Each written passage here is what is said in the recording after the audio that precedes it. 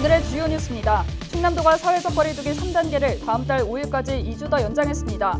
기존 2단계였던 해안가, 보령, 서천도 3단계로 격상됐습니다. 5명 이상 사적 모임 금지는 현행대로 유지됩니다. 태안의 한 골프장에서 코로나19 확진자가 나왔습니다. 태안군은 지난 15일부터 18일까지 골프장을 이용한 3천여 명에게 코로나19 검사를 받아달라고 요청했습니다. 확진 판정을 받고 충남 생활치료센터에 입소한 60대 남성이 숨진 채 발견됐습니다. 유가족은 의료진이 환자 상태를 제대로 점검하지 않았다고 주장하고 있는 가운데 방역당국이 조사에 나섰습니다. 태안의 한 요양원을 이탈했던 치매 환자가 발견돼 무사히 가족의 품으로 돌아갔습니다. 소방과 경찰은 드론으로 인근 야상을 수색했으며 실종 7시간 반 만에 환자를 발견했습니다.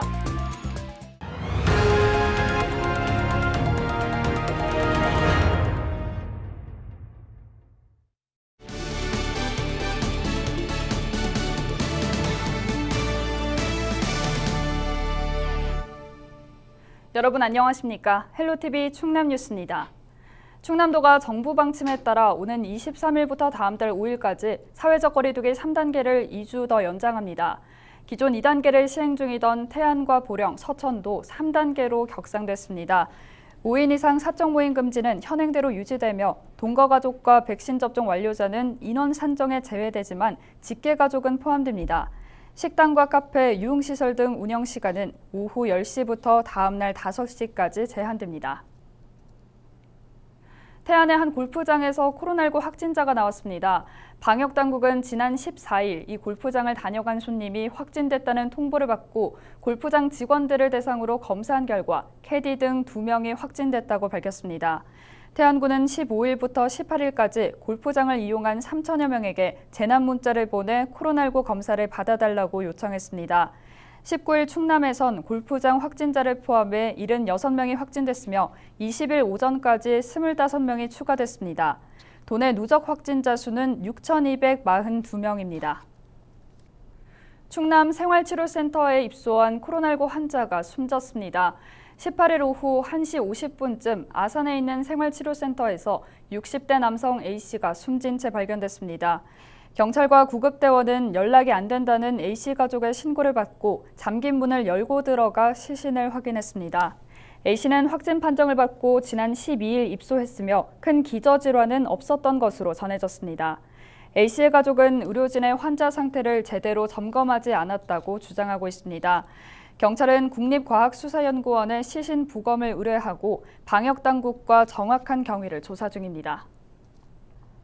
실종됐던 치매 환자가 드론 탐색으로 발견돼 무사히 가족의 품으로 돌아갔습니다. 태안소방서는 20일 오전 3시쯤 태안읍의 한 요양원에서 60대 남성 A씨가 이탈했다는 신고를 받고 수색에 나섰습니다. 구조대와 경찰은 소방 드론을 활용해 인근 야산을 수색했으며 요양원에서 300m 떨어진 계곡에서 7시간 30분 만에 A씨를 발견했습니다. A씨의 건강 상태는 양호한 것으로 전해졌습니다. 혹시 좋은 땅 사라는 전화 받은 적 없으십니까? 그런 전화 받으시면 현혹되지 마십시오. 가짜 농업법인을 차려놓고 당진에서 농지를 사들인 뒤 비싼 값에 쪼개 파는 수법으로 100억 원대 수익을 챙긴 일당이 검거됐습니다. 이런 농지 분양 사기와 투기는 전국적으로 이뤄지고 있습니다. 정호석 기자입니다. 당진 합덕의 한 농지. A씨 등 일당 7명은 이 땅을 사들이기에 앞서 농업법인 3개를 설립했습니다. 농지 취득 자격을 얻기 위해서였습니다. 이렇게 논에 심어진 벼들은 A씨 일당이 직접 심은 게 아닙니다. 공무원들을 속이기 위해 현지인들에게 땅을 빌려줘 심은 것으로 농지법을 위반한 겁니다. A씨 일당은 지난 2016년 13,000평 농지를 평당 18만 원에 사들였습니다. 그리고 9개월 뒤 5배가 넘는 평당 100만 원에 땅을 쪼개서 100여 명에게 되팔았습니다. 전매 차익으로 챙긴 돈은 무려 107억 원. 매수자들을 모으기 위해 콜센터를 차려놓고 텔레마케터들까지 고용해 전화를 돌렸습니다. 2023년 합덕역 서해선 복선 전철의 개통으로 인근 농지가 재개발 지역이 될 것이라는 정보를 미끼로 시세 차익을 노린 투자자들을 모은 겁니다. 전국적으로 다 있어요. 여기뿐만 아니라 전국적으로 다 없는 데가 없어요. 용인이 됐든 뭐 대구가 됐든 어디가 됐든 어떤 개발 이슈가 있는 데를 쫓아다니면서 거기 개발 안 됐다고 네이버에서 제가 볼 때는 수백 명이나 수천 명이 될 거 아니에요. 많아요. 그게. 땅을 산 사람들도 농지법 위반으로 입건됐습니다. 농사지을 계획 없이 투기 목적으로 땅을 사들였기 때문입니다. 이런 불법 농지 매매의 피해는 고스란히 해당 농지를 빌려 경작하는 농민들에게 돌아갑니다. 기획부동산 일당이 경작 증명을 위해 임차계약서 작성을 거부하기 때문입니다. 그러니까 임차계획을 안 쓰다 보니까 각종 보조금이나 지원금이 누구한테 가겠어요? 농지 가짜 농민이죠. 가짜 농민한테 가는 거죠. 진짜 농사를 지은 농민한테 가는 게 아니라 가짜 농민한테 가고 있거든요. 농지 투기를 막을 방법은 없는 걸까? 철저한 지원금 수급 자격 심사와 지방 공무원에 대한 단속 권한 부여가 필요하다는 지적이 나옵니다. 현재 법 체계에서도 행정관청이 실질적인 심사를 한다면 얼마든지 허위 농지 매매를 차단할 수 있다고 봅니다. 다만 행정관청의 인력 등의 한계가 있기 때문에 차제 인력을 좀 보강할 필요가 있다고 생각하고요. 농지 담당 공무원에게 특별사법경찰권을 부여하는 등의 어떤 제도적 뒷받침도 필요하다고 생각합니다. 개발 정보를 부풀려 시세 차익만 노리는 사기꾼들과 투기꾼들 때문에 농심이 멍들고 있습니다. 헬로티비 뉴스 정호석입니다. 불신임을 받아 의장직을 내놨던 윤용관 홍성군의회 의장이 다시 의장 자리를 차지했습니다. 법원이 윤 의장의 집행정지 신청을 받아들였기 때문인데요. 동료 의원들은 도박의 횡령 의혹까지 추가로 제기하며 윤 의장의 불신임을 다시 추진하겠다고 벼르고 있습니다. 코로나 위기 극복 방안 마련에 주력해도 시간이 모자랄 판에 싸움만 벌이고 있으니 주민들의 눈살이 찌푸려지고 있습니다. 정선영 기자입니다. 집합금지 위반과 사퇴 번복 등으로 논란을 빚은 윤용관 홍성군 의회 의장이 직무에 복귀했습니다. 의회에서 만장일치로 불신임 안건이 통과돼 의장직을 상실한 지 23일 만입니다. 대전지방법원은 윤 의장이 의회를 상대로 낸 불신임 집행정지 신청을 받아들였습니다. 이에 따라 윤 의장은 불신임 취소 소송의 판결이 확정되기 전까지 의장직을 유지하게 됩니다. 새로 뽑혔던 후임 의장은 고작 며칠 만에 자리를 내주고 말았습니다.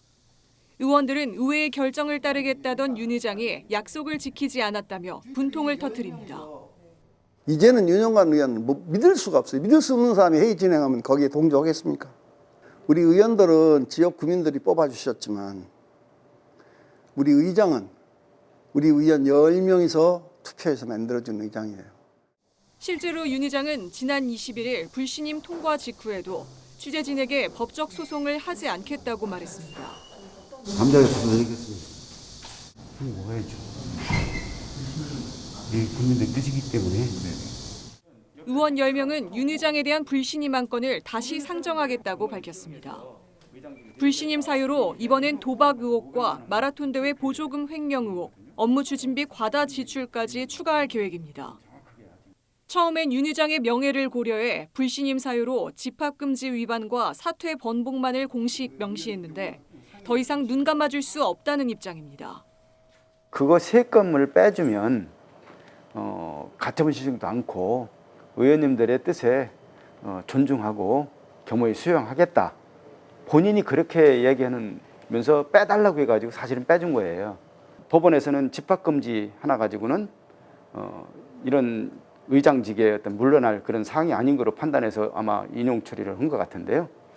이번에는 그동안 있었던 걸 전체적으로 다 넣어서. 의원들은 또 윤 의장이 진행하는 모든 회의를 거부하겠다며 사퇴를 촉구했습니다. 하지만 윤 의장은 의장 직무 수행에 법적 문제가 없다는 것이 판명됐다며 남은 임기를 수행하겠다고 맞섰습니다. 당장 9월부터 추경 예산을 심의하는 임시회가 열리고 하반기엔 군정 질문과 내년 예산 결산 등 중요한 일정이 잡혀 있어 파행이 예상됩니다. 헬로티비 뉴스 정선영입니다. 8월 21일은 우리나라 최초 사제인 김대건 신부가 탄생한 지 200년이 되는 날입니다. 이를 기념하기 위해 당진 솔매성지와 온라인에서 다양한 행사가 열리고 있는데요.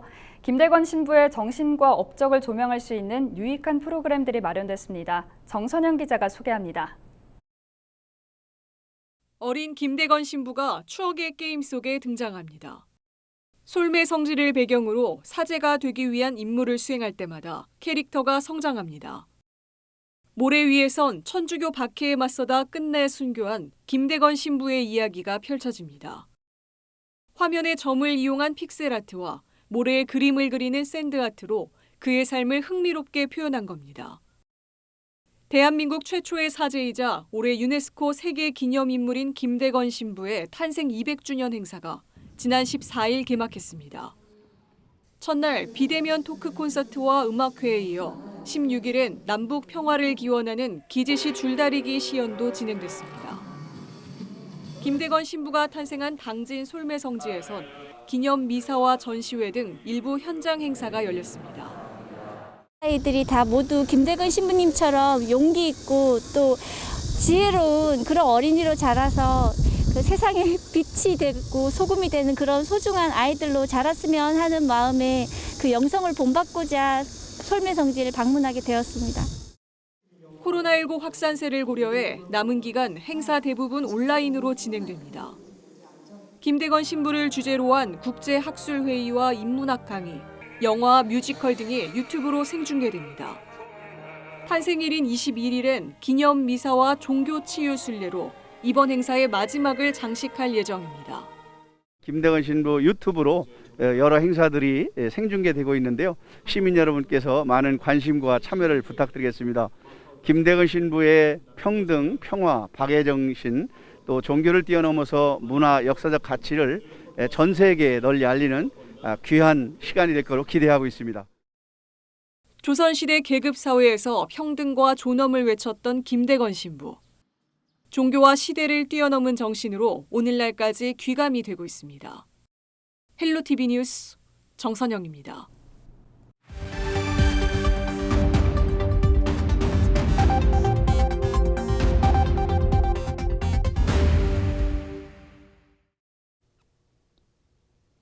시청자 여러분 안녕하세요. 주민 여러분의 교통안전을 책임지고 있는 태안경찰서 장은효 경장입니다. 사고 현장이 담긴 블랙박스 영상을 통해 교통안전 수칙을 점검해보는 시간. 오늘의 첫 번째 영상부터 만나보겠습니다. 블랙박스 차량이 교차로를 지나가려는 순간 좌측에서 진행해오던 차량과 부딪히는 사고가 발생합니다. 신호 없는 교차로이면서 좌우를 확인할 수 없을 때는 우선 일시정지해 안전을 확인해야 합니다.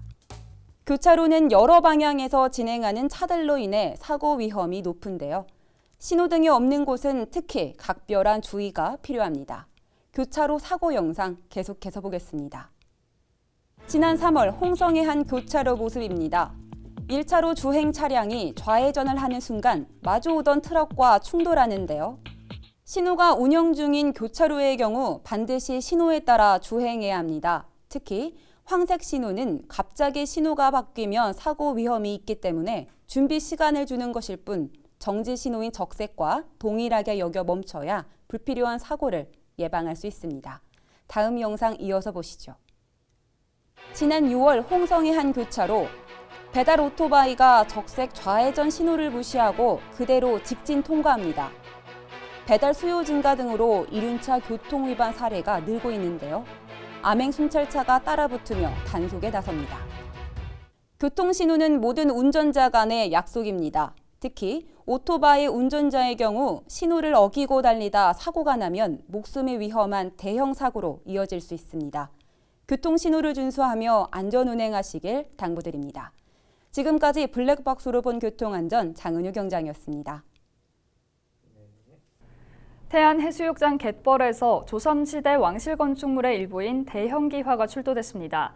문화재청 국립해양문화재연구소는 지난 6월 태안 청포대 해수욕장 일대에서 조선 왕실 지붕을 장식하는 용머리 모양의 기화를 발굴했다고 밝혔습니다. 이 장식 기화는 용마루의 양쪽 끝 부분에 올리는 취두로 불리는데 조선 전기의 취두가 온전한 모습으로 발굴된 건 이번이 처음입니다. 장식 기화는 서울에서 제작된 이후 다른 지역에 있는 왕실 관련 건물에 사용하기 위해서 운반되는 도중 태안 해역에서 배가 침몰하며 발견된 것으로 추정됩니다. 이상으로 뉴스를 마칩니다. 함께해 주신 여러분 고맙습니다.